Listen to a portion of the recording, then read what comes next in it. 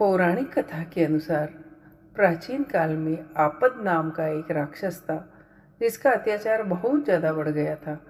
तीनों लोकों के देवी देवता और पृथ्वी पर मनुष्य इस राक्षस के अत्याचार से परेशान थे। आपद राक्षस को वरदान था कि कोई भी देवी देवता उसे मार नहीं सकते। सिर्फ कोई 5 साल का बच्चा ही राक्षस आपद का वध कर सकता है।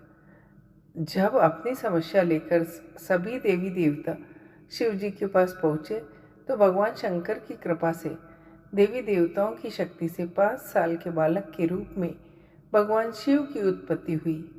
इस बालक का नाम बटुक भैरव रखा गया और इसी बालक ने आपद नाम के राक्षस का वध किया। जय हो।